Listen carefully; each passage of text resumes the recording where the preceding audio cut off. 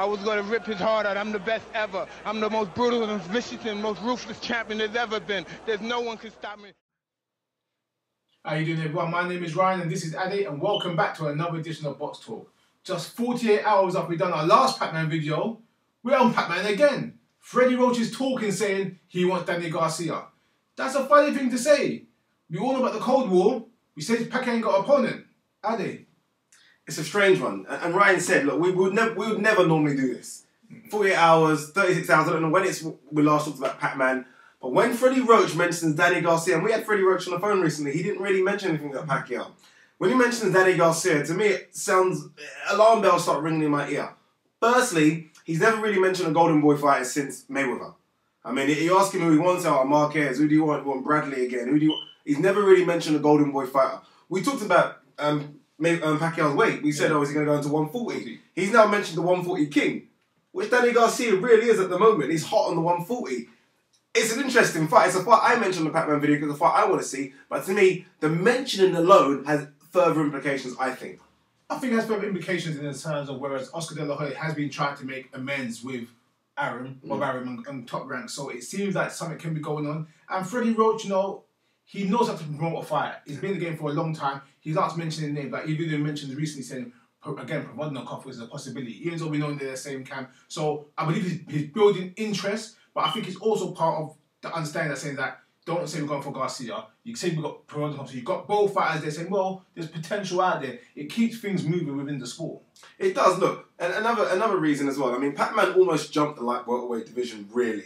I mean, there was one fight against Ricky Hatton, really. Remember, he kind of went from Diaz to De La Hoya to Ricky Hatton. So he didn't really start that. And he really is a 140 guy. He really is a 135 guy, really. If you want to look at linearship, he beat the man.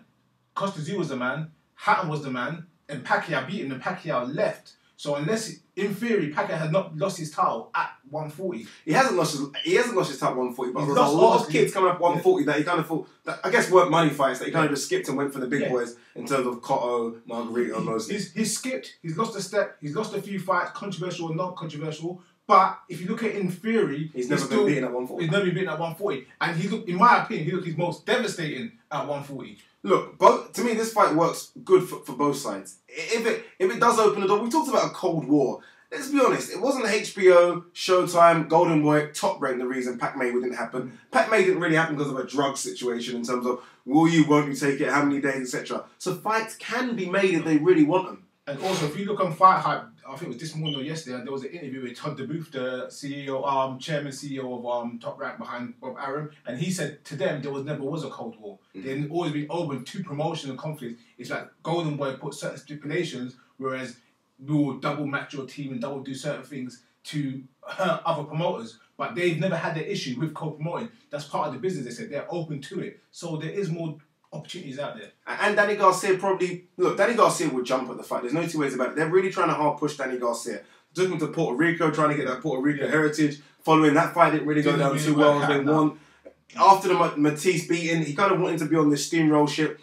They need to push him big time. They need, you know, they kind of floating with him, Adrian Broner, Alvarez. They're trying to push him, and no better way to push him than put him against Manny Pacquiao. No. Last thing I want to say with this one, that with Garcia, people put him in the pound for pound list. He wants to make that upper echelon. People do see he's very, very skilled.